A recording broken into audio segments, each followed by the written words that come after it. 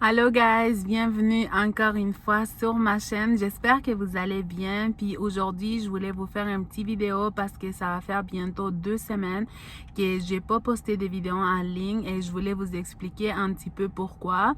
Donc, je sais que je suis pas dans la meilleure des places. Je suis dans l'auto, j'attends mon mari qui est rentré chercher quelque chose.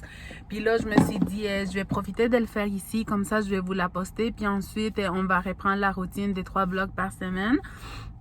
Donc, je vais reculer un petit peu dans le temps. Et moi, ça fait vraiment longtemps que chaque fois que je mangeais des choses grasses, j'avais mal au ventre. Puis, je me disais tout le temps, oh, ça n'a pas bien passé, mais c'est rien. Puis, je finissais par prendre un thé ou quelque chose.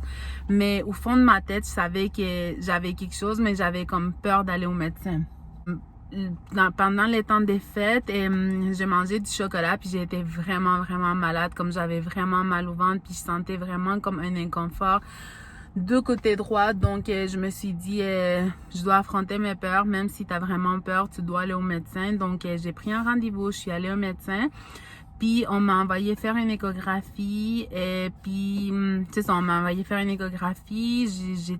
J'avais peur là, j'ai imaginé toutes sortes de choses dans ma tête.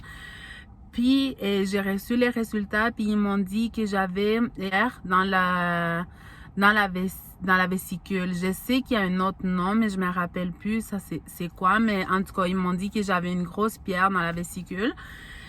Puis ils m'ont transféré chez un chirurgien.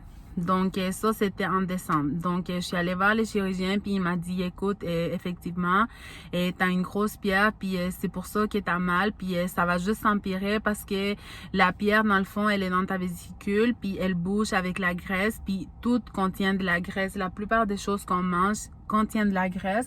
Et donc ça va juste s'empirer, puis était comme malheureusement, on est en pandémie, donc tout est vraiment plus slow dans nos hôpitaux puis tout ça. Donc, tu vas être sur une liste d'attente. Puis, si jamais tu as vraiment comme trop mal puis tu commences à faire de la fièvre parce que ça peut s'infecter cette pierre-là puis ça peut devenir grave si ça s'infecte. Tu dois aller à l'urgence puis ils vont t'opérer en urgence. Donc, j'avais vraiment peur quand même. Puis, à partir de ce moment-là, ça a vraiment comme, je dirais, dégénéré, mais quand même pas tellement, mais je veux dire, j'avais mal à tous les jours. À tous les jours, j'avais mal. Je sentais que c'était tout le temps comme enflé. Puis c'était devenu qu'avant, il y avait certains aliments qui me faisaient réagir, mais là, c'était rendu pas mal après chaque repas, j'avais mal, puis j'avais toujours une sensation d'inconfort. Et donc, c'est bon, j'ai resté là, puis j'ai même pensé des fois quand j'avais des crises, aller à l'urgence pour me faire opérer, mais encore une fois, j'avais vraiment peur. J'ai jamais été opérée. J'ai eu 4 césariennes, mais j'étais réveillée, puis les médecins m'avaient déjà expliqué que ça allait être avec l'anesthésie générale puis tout ça, donc j'avais vraiment peur.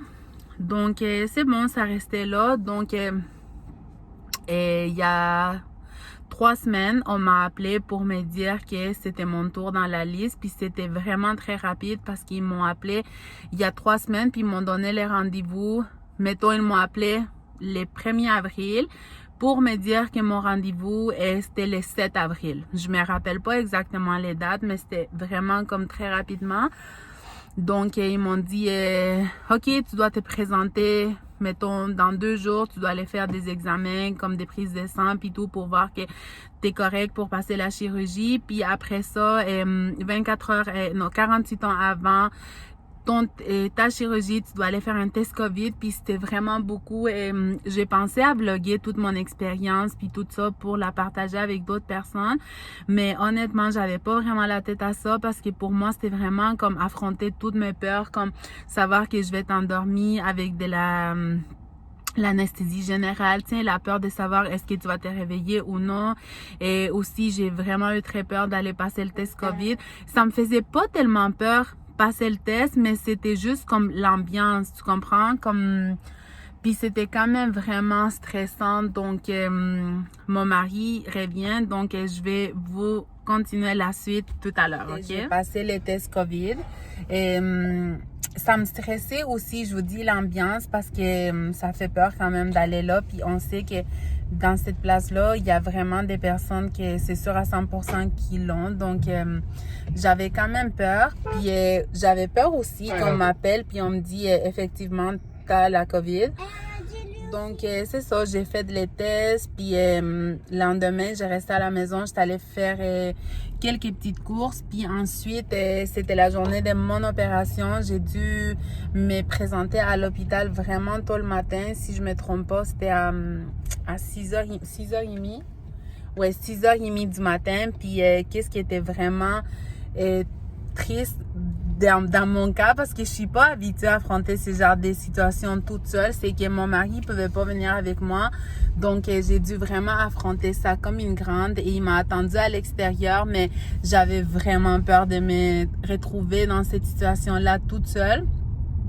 Mais ça s'est vraiment bien passé et c'était pas comme moi je pensais. Moi, qu'est-ce qui me faisait le plus peur, c'est de savoir que j'allais sentir que je m'endormais puis que j'allais comme me battre contre cette feeling-là, puis que j'allais comme je sais pas comment on dit ça, mais que j'allais juste comme mal prendre ça, puis que j'allais commencer à me battre contre moi-même pour pas m'endormir, comme que j'allais paniquer, mais ça s'est pas passé de même parce que juste avant l'opération, on te met comme un soluté, puis dedans, il y a un calmant. Donc, j'étais vraiment comme relax. J'avais quand même peur, mais moins qu'au début. Puis après ça, ils m'ont juste mis comme un masque.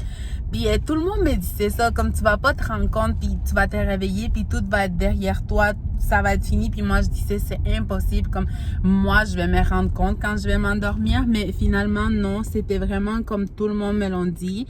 Et ils m'ont mis les masques, puis je me suis endormie. Puis après ça, je me suis réveillée 45 minutes plus tard, puis ma chirurgie était déjà finie, puis c'était vraiment bien passé, merci mon Dieu.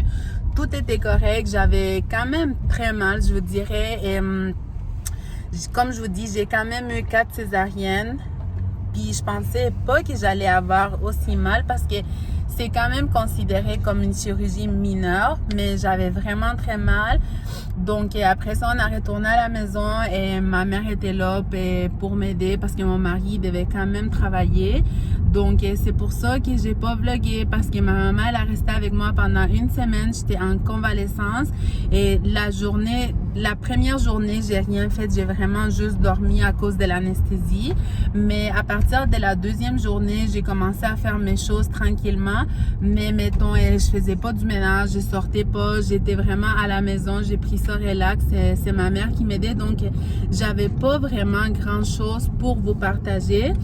Donc, c'est ça, mais là, je vais bien, puis je suis de retour. Donc, c'est ça, je voulais vous expliquer mon absence de ces petites 2 semaines-là. C'est ça, et donc là, on va recommencer avec nos vidéos 3 fois par semaine. Donc, c'est ça. Et si vous avez déjà suivi une chirurgie à la vésicule, dites-moi comment est-ce que la vôtre, ça s'est passé.